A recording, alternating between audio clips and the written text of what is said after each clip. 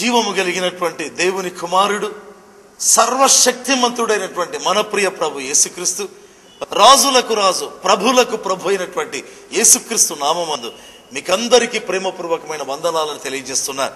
దేవుని ప్రియ బిడ్డలారా, దావీదు జీవితాన్ని గురించి ధ్యానించేటువంటి భాగ్యం మన ప్రియ దేవుడు మనకు ప్రసాదించినందుకు దేవునికి కృతజ్ఞతాస్తుతి చెల్లిస్తుంటున్నారు. అది సమూయేలు మొదటి గ్రంథం 18వ అధ్యాయం 1వ వచనం నుంచి మనం చూస్తే, ఆ యొక్క గొలియాతును జయించి వచ్చినటువంటి దావీదును గురించి వ్రాయబడినటువంటి మాట, యోనాతాను దావీదును తనకు ప్రాణ స్నేహితునిగా భావించుకొనెను అనే భాగం కనిపిస్తుంది. ఈ దేవుని గ్రంథపు మాటలను బట్టి ప్రభుకు నిజంగా వందనాలు చెల్లిద్దాం. సర్వశక్తిమంతుడు తన మహిమ గల మాటల ద్వారా నిరంతరము మనతో మాట్లాడుతుండగా ఆ ఘననామాన్ని ఒప్పుకుందాం.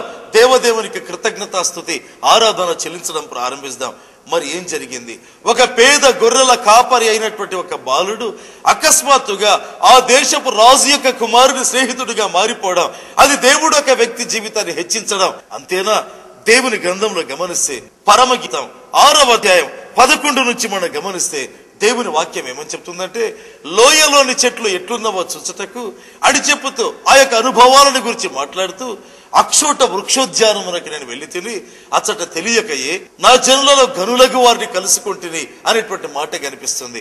ప్రియ దేవుని బిడ్డలారా, ఏంటి దాని అర్థం? ఎప్పుడైతే ఒక దేవుని బిడ్డ అనేటువంటి వాడు దేవుని యొక్క తోటలో ఉండేటువంటి చెట్లు ఎలా ఉన్నాయి, ఆ యొక్క చెట్లు వృద్ధి అవుతున్నాయా లేదా, ఆ చెట్లు వికసిస్తున్నాయా లేదా, చెట్లు వాడిపోతున్నాయా లేకపోతే వికసిస్తున్నాయా, లేకపోతే ఫలిస్తున్నాయా పుష్పిస్తున్నాయా, ఏ దశలో ఉన్నాయి అనే చింత కలిగి ఉంటాడో, పరమగీతం 6:11 నుంచి రాయబడినట్లుగా వారి జీవితాలలో, అంటే మందను గూర్చినటువంటి చింత కలిగినటువంటి వారి జీవితాల్లో తెలియకయే గనులతో కలుసుకునే భాగ్యం దేవుడిస్తాడు. దేవునికి 2 చేతులెత్తి కృతజ్ఞతాస్తుతి ఆరాధన చెల్లిస్తున్నారు. దేవుని ప్రియ బిడ్డలారా, ఏంటి దీని అర్థం? దావీదు మరి యెషయి ఆజ్ఞ చొప్పున సైనిక రంగానికి లేదా యుద్ధ రంగానికి బయలుదేరాడు.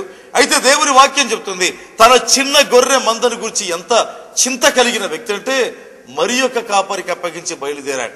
ఎవరి జీవితంలో ప్రియ దేవుని బిడ్డలారా వారికి అప్పగించబడినటువంటి బాధ్యతల్లో నమ్మకంగా ఉంటారో వాక్యం చెప్తుంది, తెలియకయే వారి జనులలో గనులకు వారిని కలుసుకుంటారు. అందుకే దావీదు ఇశ్రాయేలు దేశపు రాజకుమారునికి స్నేహం ఏర్పడింది, లేదా దావీదు ఇశ్రాయేలు దేశపు రాజకుమారునికి స్నేహితుడైపోయాడు.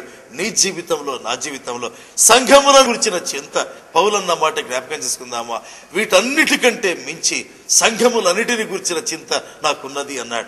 ఎవరి జీవితంలో నిరంతరము దేవుని బిడ్డల పట్ల చింత కలిగి ఉంటారో వారికి తెలియకయే గనులకు వారి రథములను కలుసుకుంటారు. అందుకే దావీదు యోనాతానుకు ప్రాణ స్నేహితుడైపోయాడు. దేవుని వాక్యంలో గమనిస్తే పరమగీతం 7వ అధ్యాయం 12వ వచనంలో కూడా అదే విధంగా కనిపిస్తుంది. దాడిమ్మ చెట్లు పూత పట్టనో లేదు అని చెబుతూ చివరికి ఆ యొక్క వచనంలో ఏమని కనిపిస్తుందంటే, అచ్చటనే నా ప్రేమ సూచనలు నీకు చూపెదను అని వ్రాయబడింది. ఇదిగో లోయలో ఉండేటువంటి చెట్లు ఉన్నాయి కదా, దాడిమ్మ చెట్లను చూసేదానికి మనం వెళ్దాం, లేకపోతే మరి యొక్క చెట్టు ఏ విధంగా ఉందో చూసేదానికి వెళ్దాం. ఎప్పుడైతే ఆ విధంగా దేవుని ఉద్యానవనంలోనికి వెళతామో, ప్రియ దేవుని బిడ్డలారా, ప్రభు ఏమన్నాడంటే, అచ్చటనే నా ప్రేమ సూచనలు నీకు తెలిపేదని అంటున్నాడు. దేవుని ప్రేమ అనేటువంటిది ఒక వ్యక్తి తెలుసుకోవాలంటే ప్రభుతో కలిసి ఉద్యానవనపు అనుభవాలు కలిగి ఉండాలి. ప్రభుతో కలిసి వివిధ రకములైన చెట్లు ఎదుగుతున్నాయా లేదా అని వెళ్ళేటువంటి వారుగా ఉండాలి. వాక్యంలో గమనిస్తే పరమగీతం 6వ అధ్యాయం 3వ వచనంలో ఆ షూలమ్మితి ఒక మాట చెప్తుంది. ఏమంటుందంటే, నేను పద్మములలో మేపుచున్న నా ప్రియుని దానను అని తన సాక్ష్యం చెప్పడం ప్రారంభించింది. సంఘం ఎవరంటే, షూలమ్మితి ఎవరంటే పద్మములలో మేపుచున్న తన ప్రియుని యొక్క వ్యక్తిగా చెప్పుకోవడం ప్రారంభించింది. ఏంటండి అంత అన్యోన్యతన? పరలోకపు పెండ్లి కుమారుడైనటువంటి యేసుక్రీస్తుకు ఇహ సంబంధంగా ఈ లోకంలో ఉండేటువంటి వధువు సంఘం షూలమ్మితికి పైభాగాలు గమనిస్తే, పరమగీతం 6:1 నుంచి గమనిస్తే, ఆ యొక్క స్త్రీ తన ప్రాణప్రియుడు ఎక్కడున్నాడు అని అడగడం ప్రారంభిస్తుంది. అప్పుడు ఆమెకు తెలిసిన వార్త, ఉద్యానవనములో ఆ యొక్క పద్మములలో మేపేదానికి వెళ్ళాడు అనేటువంటి వార్త తెలుసుకుంటుంది. తీరా ఆ చోటికి వెళితే, ఎప్పుడు ఉద్యానవనములోకి స్త్రీ వెళుతుందో అప్పుడు చెప్పగలిగింది, నేను ఉద్యానవనములలో మేపుచున్న నా ప్రియుని దానని. ఈ యొక్క ఉద్యానవనం అనేటువంటిది ఏంటంటే రకరకములైన చెట్లుంటాయండి, రకరకములైన పుష్పములు పుష్పించేటువంటి చెట్లుంటాయి, రకరకములైన ఫలములు ఉండేటువంటి చెట్లుంటాయి. అదొక ఉద్యానవనం. దేవుని ఉద్యానవనం అంటే ఏంటంటే, ప్రియ దేవుని బిడ్డలారా, రకరకముల జాతుల నుంచి, రకరకములైనటువంటి బ్యాక్గ్రౌండ్స్ నుంచి ప్రజలు ప్రభువును నమ్మేందుకు వస్తారే, ప్రభు ద్వారా రక్షణ పొందేందుకు వస్తారే. ఆ సంఘం దేవుని ఉద్యానవనం. ఆ